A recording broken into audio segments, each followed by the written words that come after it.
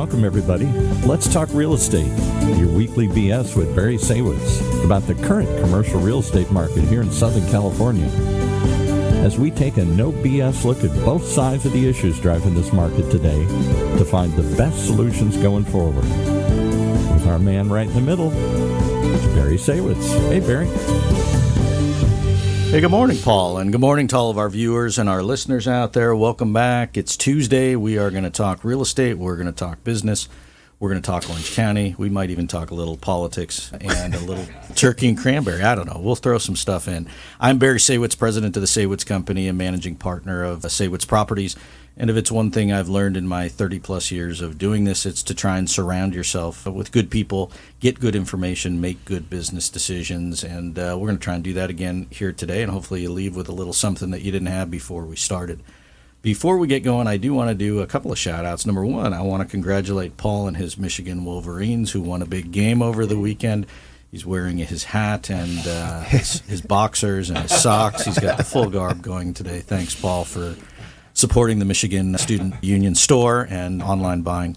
Also, I feel like we've had a full week, right? We had Turkey Day with Thanksgiving. We had Black Friday. Yesterday was Cyber Monday. Today is Giving Tuesday. Tomorrow, I think, is a rest day or whatever everybody needs to recover from what they've been doing. But I want to wish everybody out there a post-happy Thanksgiving. And as we enter the holiday season, best wishes to everybody. So with that said, I want to welcome our guest, Ed Lee, co-founder of Wahoo FishTacos, one of the, I guess, oldest and most respected businesses here in Orange County. Really been doing it for a long time. And entrepreneur, philanthropist, business owner, all of the dad, husband, all of the above. So welcome to the show. Well, thank you. Thanks for having me here. Yeah, so I appreciate you coming on. You've been longtime resident of Orange County, and the business that you've built with your brothers really has become sort of a namesake in Orange County and then now spread to other states around the country. I want to rewind and go back to when it started, because you got into the business at a pretty young age and really started as a family business and have grown it to something much more than that. When you first decided to do it, what was the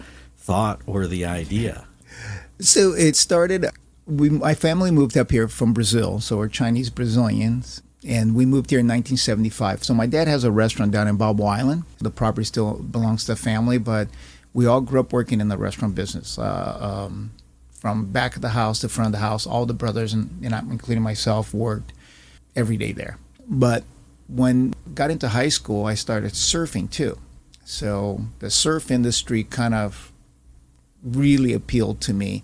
I love that industry. I worked for it in about 10 years. So the restaurant and surf companies were all the things I knew growing up. Yeah. Went to local high school, Newport Harbor, to Vanguard University here. So I've been here since, I haven't left Orange County since 1975, which is crazy. And you've seen it really grow. Oh my gosh, expansion is like, there's all the orange groves are gone now. Right. But there used to be the trash used to be here in Spyglass that's built on top of garbage. Every time I go up that hill, I'm like, man, this used to be where I dump all our trash, and now it's Spyglass. Yeah, it's like crazy stuff. or Newport Coast. But the way Wahoo started is my older brother, Bismarck, unfortunately passed away early. He was a true entrepreneur. So he and I would spend countless hours, because I didn't do well in school. He would come and talk to me all the time. He was an attorney, a very accomplished attorney, but he would come and, hey, let's try this. And I would be his guinea pig. I'm like, hey, let's go do buffalo ranching. Like, he wanted to the meat of the future. I'm like, oh, okay, let's go to Montana. We flew out to Montana, checked it out, and turned out Chinese people can't handle below zero weather. Yes. So I'm like, let's go home. Things like that. So we started a bunch of other things, import-export companies, but nothing worked out. I actually finished college, and then my mom and dad really wanted us to be lawyers. So Wing actually applied to law school. I applied to law school. I didn't get into a very good law school, but the whole thing was going to be Lee, and Lee, Yeah. and that was my parents' dream. But I talked to my older brother and said, look, it took me 6 years to finish college. I think it's going to take like 10 years to finish law school. Right. I'm really scared about this whole thing. He goes, well, let's just think about this. So I actually took off to go surf Mexico.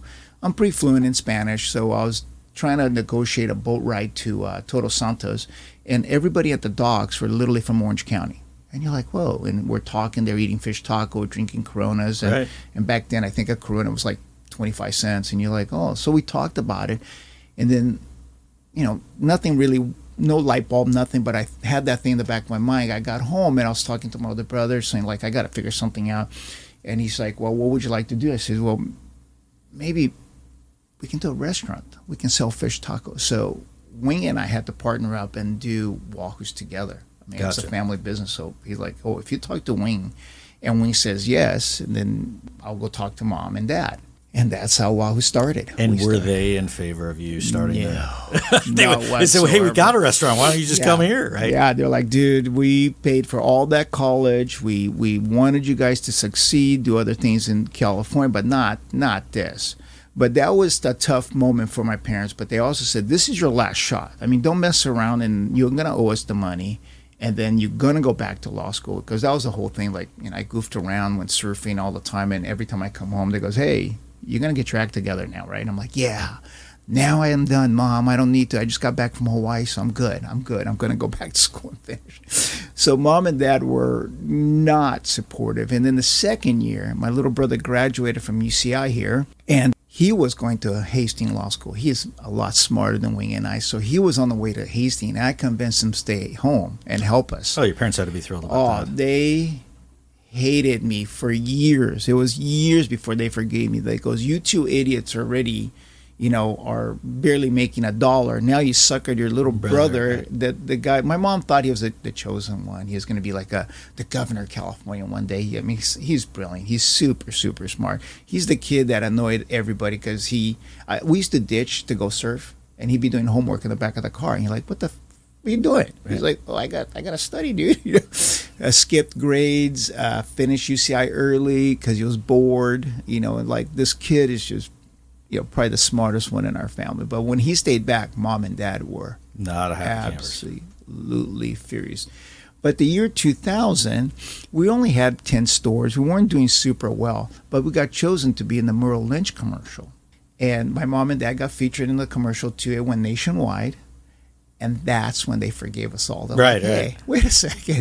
It used to be the typical Asian family. My mom and dad would go, this is the lawyer. They wouldn't even know our names half the time. Lawyer, doctor. Surfer. The year 2000 goes, these guys own Wahoo's FishTacos. Right, now they could be proud.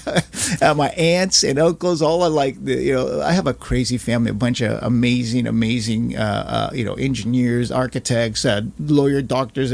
But then it all changed that year. That year was like, oh, my kids own Wahoo's FishTaco, dude. You guys got nothing. And Right. so my parents are super competitive. And then they became proud of us. My dad still wears a Wahoo's hat every day. Every day he wears a Wahoo's hat and cruises around town. And anyway, that's how Wahoo's got started. That's a good story. That's a Yeah. good story. I grew up in San Diego. We used to go down to Baja all the time to Rosarito and Puerto Nuevo Yeah. and get fish tacos and lobster before they fished it out. And same thing, right? Yeah. So it's a culture, right? Yeah. And it ties in with Southern California lifestyle. It ties in with sort of the surfing genre, and on top of the fact that it's good food and people like it. So it's been a good success ride, and you've received a lot of accolades from the industry, from your own industry, from the restaurant industry, from I know the Business Journal and Ernst & Young and a bunch of these other things. And I think part of it is because it really is a success story where it's family business and built really from nothing, and really were able to capture a marketplace and then take it beyond just Orange County.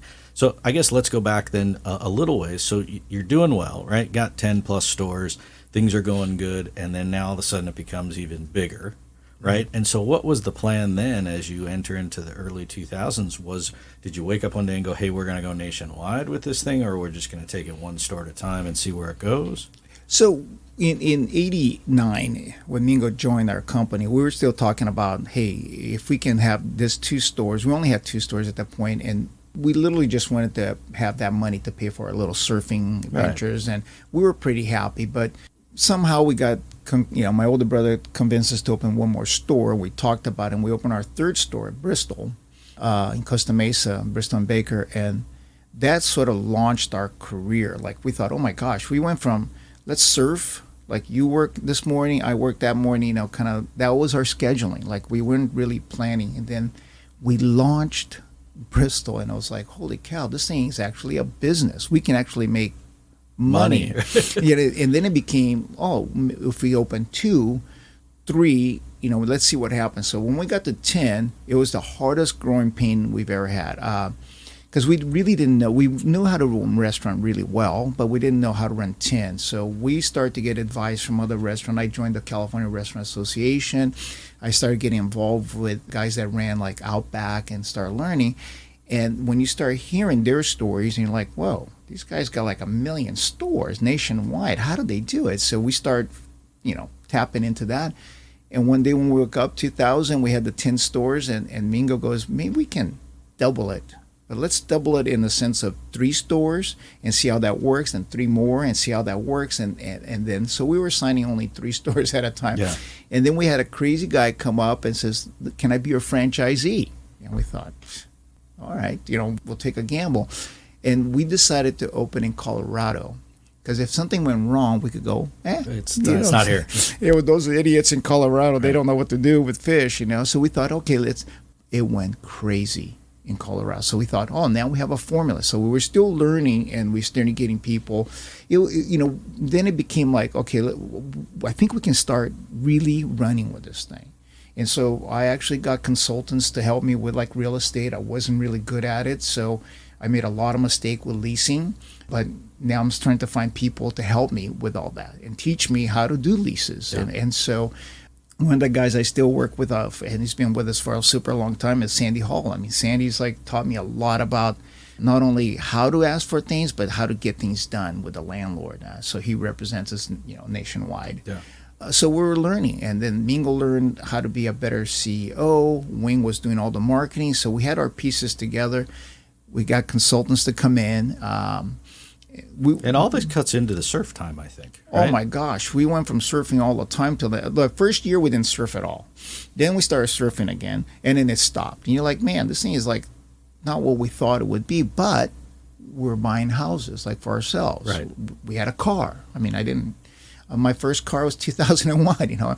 I bought a nicer car. I'm like, whoa, this is okay. I'm like a real guy. Yeah, and I actually used to make fun of my little brother and I, because growing up we would see somebody with a fancy car, fancy board, and wetsuit, like, that guy can't surf, that guy bought all the stuff, he's showing off, But then he and I became that guy, because I was actually behind him. He was driving an Expedition. I'm driving a BMW. We have coffee in the car, and I'm actually on the cell phone with him. Are you going out? Are you going to go out? Because it's cold outside.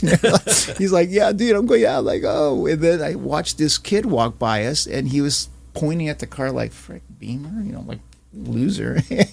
And I said, oh, my God, Mingo. Give it a few years. You'll be here. Yeah. He said, Mingo, man, we're them. He's like, what? He's like, dude, remember when we used to make fun of people driving up on nice cars and with nice boards? And here we are with them now, because, and he started laughing. He goes, oh, my God, we are them, And that's when I was like, oh, it's not exactly what we thought. But, you start growing. And right. But so you took it from, it seems like it went from a restaurant to a business, right? And then all of a sudden you wake up one day and you're like, I got to be a businessman. I have employees, I have insurance, I have real estate, I have all these other things that go into running a business. And it's a business of of owning a restaurant. But at the same time, you've got all these different layers of things. And then, good news is you got your brothers to help, right? So you can offload and distribute the tasks. How did that go, and how does that go today? Family, interesting stuff, good and bad. There's a lot of really good things, and then it's still family at the end of the day. The funny thing is the 3 of us can surf still together. Now we're surfing more often together, but we can drink wine together. But at work, we're still brothers, and we fight a lot, and we want, each one of us have a sort of a thought of the direction we want to go. But Wing and I know that without Mingo, there's nothing. I mean, we know the kid, he might be hard on us at times, but he's the one that runs the company. Wing and I have never ran Wahoos. Maybe that first year we tried the best we could. Don't ask us how we made even $1 combined together, because Wing and I were horrible and all this stuff. And by the way, Wing and I both have college degrees. He's a finance major. I'm a marketing major, but we weren't even doing things properly. But Mingo came along and really settled us down and got our company going. whether it was procedures or talking to like banks. He was a much better representation of Wahoo's in the business world. I mean, people took him a lot more serious. Not that they didn't take Wing serious, but Wing would show up in shorts half the time. Right, and right. People And be like, sunglasses on the head. Yeah. Back in the days when you're asking for $10 million, people would be like, what the frick? This kid is a moron. And Wing would be talking about marketing, what he can do with the money. And it sounded like he was just having a good time. Versus Mingo came in, dressed properly, and like, hey, you know, we're going to expand. We're going to buy real estate. We're going to lease properties. We're going to lease things. We're not just going to take this money and go surf every day. Right. And so it was a difference between that. And for me, I was always in the middle between the two of them. And I took the job neither one wanted. And that's dealing with landlords. So they're like, lucky you. Yeah, lucky me. One day I woke up and it goes, you're the real estate guy. I'm like, shoot, I don't like that stuff, you know. But I've actually become friendly with most of the landlords we have. And we started learning how to buy a little piece here, buy a little piece there. And we built a little side company with real estate too, and not a large company, but and then is that with owning the real estate that the restaurants are in, or investing in other real estate? The restaurants the in, the restaurants are in. Yeah. So it's I go upstairs and yell at my brothers, "Hey, you owe me rent," and it's really easy to get it because they're upstairs. Like, hey, it's the first, brothers. Let's go. You know, so it's kind of interesting, but. All along, the one thing about Mingo and Wing and I is that we always were open-minded to learn.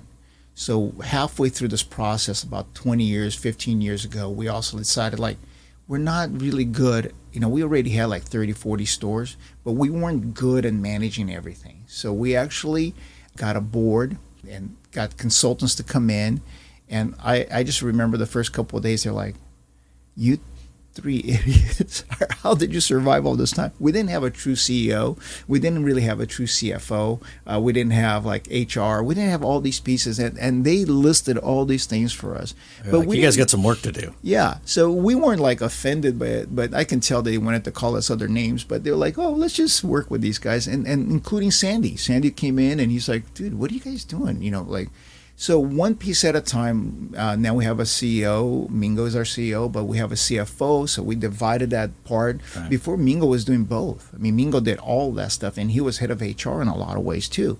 So we somehow were blessed that he navigated us to the point where we needed the extra help. So you're living proof of surrounding yourself with people that are smarter than you, that can help you get from A to B, right? I mean, to me, being an entrepreneur is not necessarily that you're the smartest guy in the room, although everybody'd like to think that they are. Yeah. It's getting other people to help me get to where I want to go. Yeah, we learned that early on. I mean, that's thank God that we learned early on that we needed help, and we've constantly the CRA, the California Restaurants, made a lot of connections through that and listened to their stories, listened to how they expanded, including other family businesses.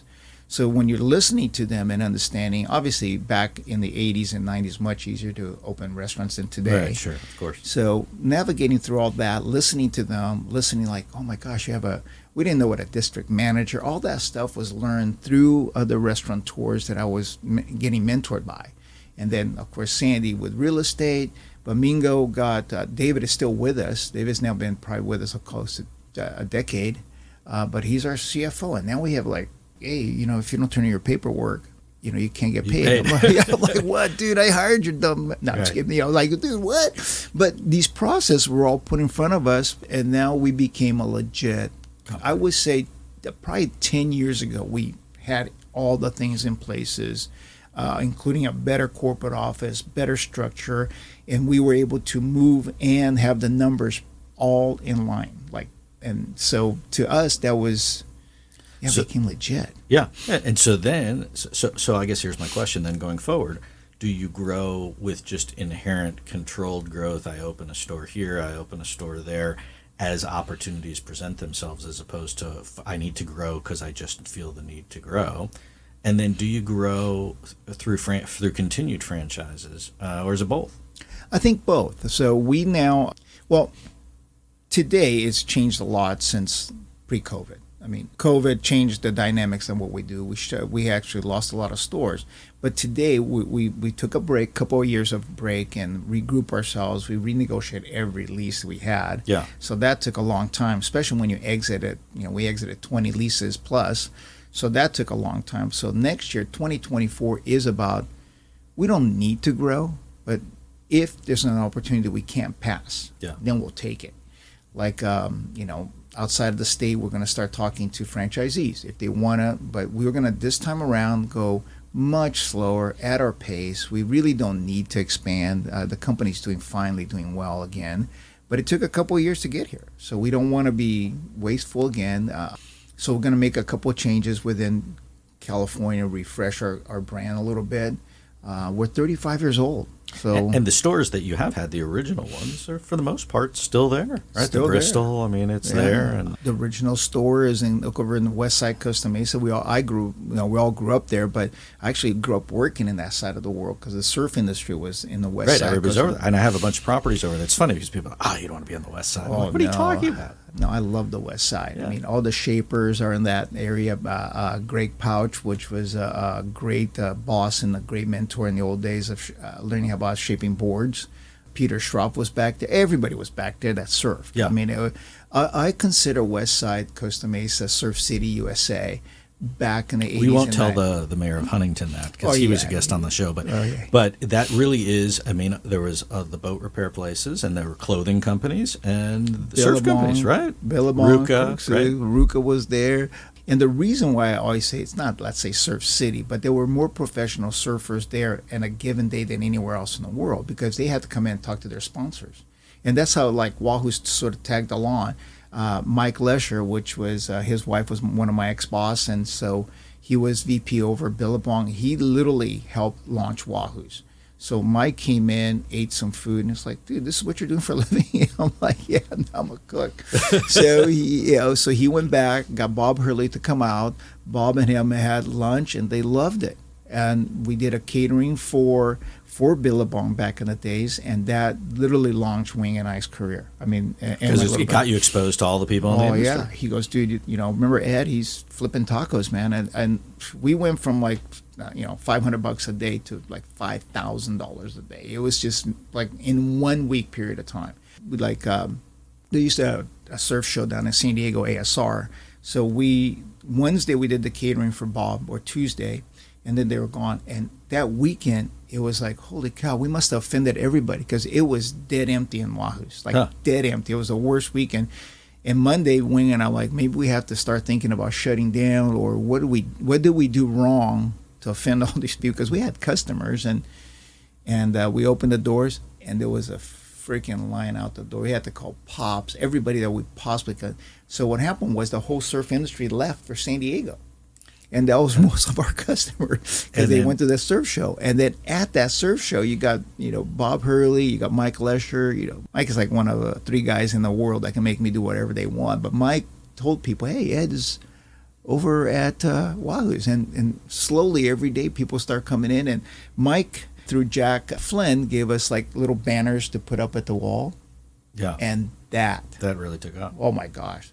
Then you got Quicksilver. I need to put a banner there. You had like O'Neill, like Tim Bernardi's of the world. Jimbo is like, dude, we need to put a sticker here. There, right. Like, we will like to take credit for all that stuff, but the surf industry really took us under their wing, and then from there it's just now we're part of the surf culture. Right, and then now if it's a new company that comes out, now you've made it when your sticker or your banner's on the wall at Wahoo's, right? That's like a thing. Yeah, even the guys from Ruka. That's it. That is true. So I know those guys from way back. Volcom was created literally inside of Wahoo's. I remember him sketching all the stuff for Volcom, and I was shocked. And the kid launched it, and now obviously he's retired. And those are all great success stories. And I mean, whether it's Vans that's tied in with the surf culture as well. I mean, it really, Orange County, in addition to the orange groves once upon a time, really the surf industry really was born and bred here. For sure. And it's been I guess a great ride. I mean, so the plan for 24 is grow at some reasonable pace. And then have you guys started talking about exit strategy for yourselves, or are you comfortable with where you're at today and you finally got to a place of peace? Well, we're in good spot, but I sort of semi-retired from Wahoo's a little bit, so I can take a step back. So 6 years ago, I took a step back because we weren't expanding, so we thought maybe it's time to just kind of think about what we want to do. I'm pretty comfortable. I'm not super wealthy by any means, but I'm comfortable. But I decided to open other restaurants. But I've done that all along with Wing and Mingo. We've opened, but 6 years ago, I opened Toast Kitchen and Bakery, Costa Mesa, and I have another location here in Tustin. And the reason was, I was like, since Wahoo is not expanding, I was going to partner up and help other chefs. And I've been mentoring other chefs for a long time. But I met John Park, and I thought, hey, I like this kid. Maybe I can do something with him. He was the first time in a while. I also helped start Rooster Cafe, the Kish Bar. I helped Ross over Mix, but I wanted to do something else besides Wahoo. But the other stuff is all with my brothers. But 6 years ago, Wing couldn't afford to play with me anymore financially because he got remarried. He has Levi now, and children are expensive.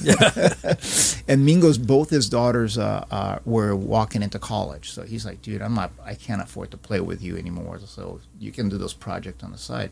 And they're doing really well. So, so is there a vision that anyone or everyone's kids would go into the family business? Because now you'd sort of put yourself in your parents' position, right? Yeah. Where, hey, I got a business here. Maybe you want to do something. And then. So we talked to all my older brother's daughters. None of them right now want to be part of the business. And then Wing has Greg, and I'm not sure if he's going to come back. But my son graduated from UCI. He worked for me one summer.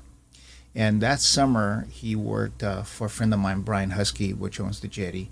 And I wanted to make sure that he understood. He worked with his mom, and he ended that summer. He said, man, no go. Dude, this is hard work. And I was in my mind going, dude, you're crying and you work 6-hour shifts. I mean, this is nothing. 6 hours is like a warm-up shift, and he came home, and he was already a straight A student. So he's not like, this is a light bulb moment, but for him, it's like, no. So now he's a dual engineer major from UCI.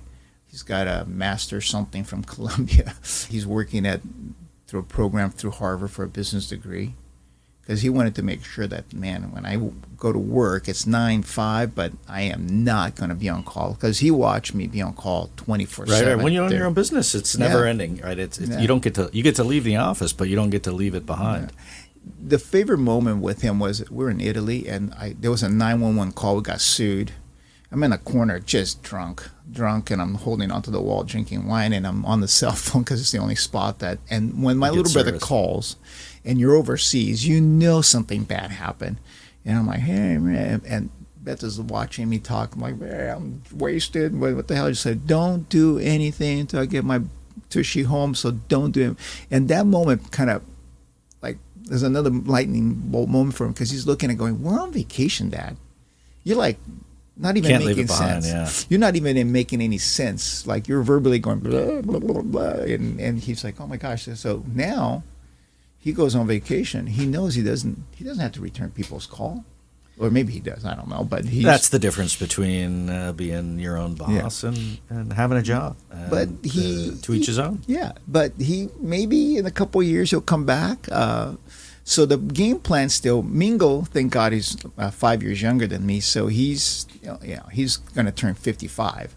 So that's pretty young still. He's got at least a decade in him, if you wanted to work for a little bit longer. And Wing's got a decade in him too. But Mingo needs to still be in charge of Wahoo at least 5 more years.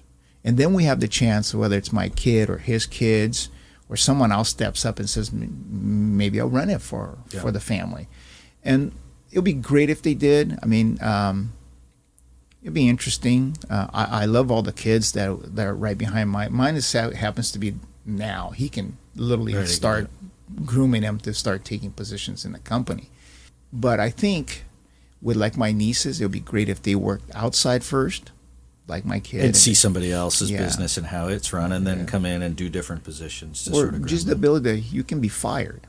Yeah. You don't get to come in and go, hey, I own the place. Right. That's why I didn't want Beto to work for us, because then he would get a feel like, okay, got this. Now I know what it's like to be in the real world where you can get fired. He's an engineer here in locally, Irvine. So, it'll be so cool to have him back. It'll be cool to work with him, but Yeah, I don't know. So we could do another show on family businesses. I've worked with my brothers and my father, and I had my son do an internship over the summer and I found his notes from when he sat in on meetings, and some of them were very interesting, and others were you don't want to repeat them. And so we'll see how that goes.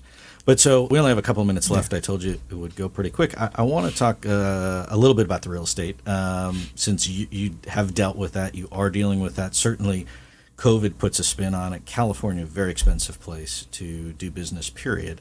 And in terms of the real estate, I mean, it really is the biggest piece, really, for any business after salaries in terms of cost, right? Line items, we tell our clients that all the time. Real estate's like your second biggest exposure. And when you sign a lease, you have locked in for a multi-year deal, whether that's 5 years, 10 years, whatever it is. So if you make a mistake, or you left something on the table, you pay for it for a long, long time. You don't get to come back in 6 months and go, wait a minute, I forgot to ask for this, right? And so now, post-COVID era, right, people ask me all the time, so is retail back? Are people going out? And I guess I would ask a guy who, has a retail restaurant business, is business back, and are people coming out and eating and spending money? You hear about it on TV all the time. I spent a bunch of money yesterday on Cyber Monday. I'm not going out tonight. After COVID, the first year, of course, everybody came out in floods. We had a record year that right after COVID. But then now it's back down to normal. We're actually about 8% below last year, but that's normal in our industry right now.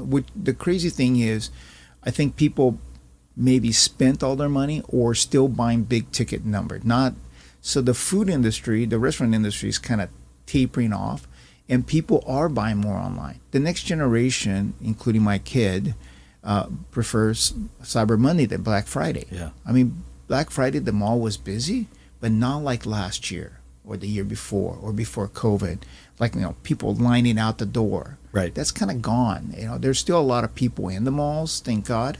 But I think retail is not I don't think it's ever going to recover. And because that is the next generation, this generation, they like the food delivered. Yeah. They prefer, and they don't care if they pay $10 more. I agree. No, my son's a big fan of, I'm too lazy to go get the food, I'll just call. Yeah, and you're just going, that's crazy.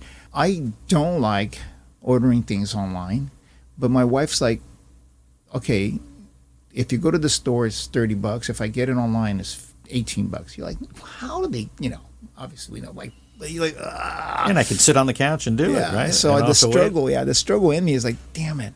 All right, I'll take it. Just order it online. I just got new running shoes online because, but it's like, that's unfortunately I think where we're headed. That's why a lot of malls still, and not in Southern California, but throughout this country, are still dark. But I find that, people going out to restaurants, right? I mean, the cost of going to a restaurant for anybody who eats in a restaurant, the cost has, gone up dramatically. The $6 burger does not exist anymore. No. That's been gone for 2-3 years. It shows you what I know. I don't get out much. I know. I think, for 2024, we're looking at real estate outside of the state. Which is much cheaper. Yeah. And you get into, I find, because we do stuff all over the country, that you find a more balanced real estate market where you have motivation by landlord, motivation by tenant, versus in Southern California, it's here you go, take it or leave it. Right. It's a very difficult barrier to entry. And if you were going to try and build a chain of restaurants in Southern California today, I mean, really tough goings. Absolutely. I talked to my kid and I said, you need part of your portfolio as you're growing. Real estate is part of it. You need to have some real estate. So he thinks about it, but we're talking about, let's go to Texas together. Let's go to the Utah store. Let's go look around. We're not going to buy anything yet. I mean, he's only been working 2 years, trying to put his savings aside. He's getting married next year. Oh, congratulations. Yeah, thank you. But I said, he's going to start building a little portfolio way younger than I did. I mean, and that's, look, then if there's an exit strategy, I keep the real estate, or if nothing else, I've built an Estaste. Correct. And then if it's properties where you can't own it because you're dealing with, we won't mention names, or buying company where you can't buy it, right? You have to rent, and the rent always, for the most part, goes up. But then it becomes an issue of location, right? So if I have an A-plus location, I will pay the freight because I can still make money in the model. The issue becomes if I have to pay high real estate and I'm not, it's just a struggle and it's a very thin deal. Yeah. Those are tough ones to keep long term. Yeah, But yeah, so in Orange County, I think we still have a couple places we would like to open, but our focus is going to be outside the state, just a little short term to see where we can find. And the family is eager to at least work with the younger generation about accumulation of a couple properties. We're not talking like, hey, let's have a big portfolio, but all of us realize, and that comes from my older brother. My older brother always instilled in us, especially with me, like, hey, buy some real estate. Make sure you have it. You don't have to have 20, 30 pieces. 4 or 5 could be enough. And he's right. Well, and you control the real estate, and you're your own best tenant, right? Yeah. And so, and if you do out of state, I find the prices are much cheaper. So the bank is less. They're asking less questions because it's not as big of a bite or a big of a piece to bite off because it's not as big of a number. Yeah, So- no, I love it. I love going out and it'll be fun to travel with my kid and go, hey, let's look around and get ideas about. But right now, I'm really loving Houston. There's a large Asian community there, and we like the demographics fits what Wahoo's can do. So I like that. I like Austin a Texas lot. is a booming market. I know, and of course Dallas, Plano, like all those areas are just. And the funny thing I'm finding out is, well, I hope they don't become California out there, but there's a lot of Californians out there, especially by Dallas. You know, the Toyota factory. When you go out there and you're driving and you're talking to the kids like, oh, it's Wahoo's. It goes, oh my God, I grew up eating Wahoo's in Orange County. You're like, what? There you go. Goes, I've been here for 5 years, dude. When you come and open and so there's a lot of people that have left California and they're in. Whether it's, by the way, the other place I like a lot, I haven't been there, never been there, is Tennessee. Yeah, booming market there as well. Yeah. Who knows? Maybe you'll come back full circle. Maybe you might be due for another trip back to Montana just to see the buffalo.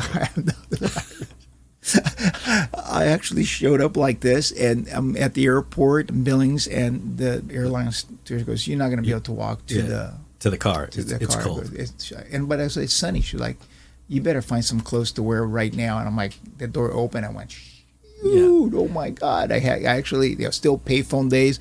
I get my 2 quarters in there. I'm like, Bismarck, dude, this thing it's below zero.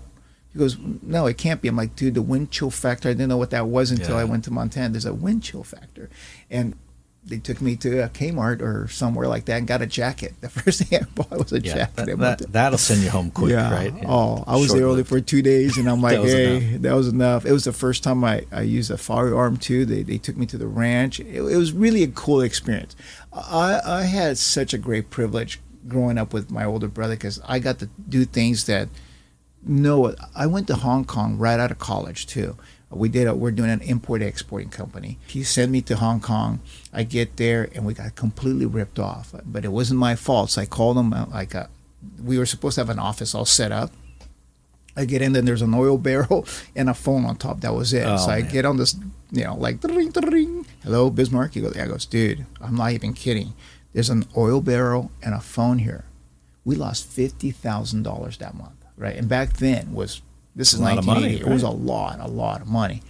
So I come home, and you think my brother be like, what the? Like we would be. I got out of the plane. Man, he was like, shoot, we gotta come up with something else. Yeah, we're not going back to Hong Kong so quick. No, not for it. But I am so thankful that Wahoo's worked because my mom and dad, the initial investors, Bismarck was the glue behind us to make sure we could do this.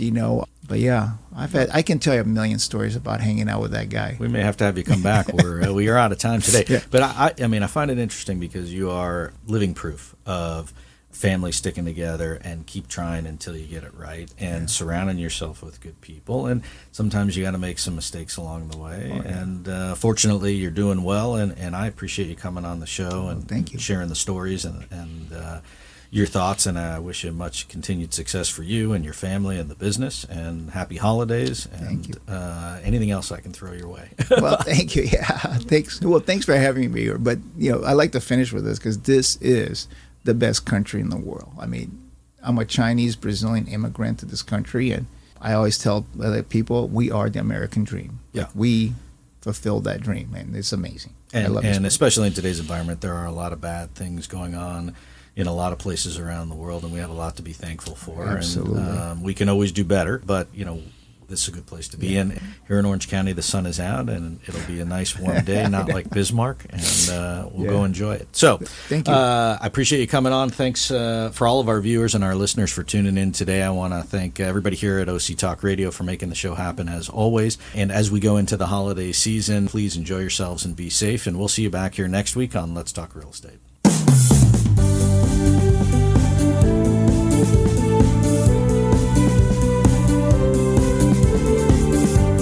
Well, there you have it. You've been listening to Let's Talk Real Estate, your weekly BS with Barry Saywitz about the current state of the real commercial real estate market right here in Southern California.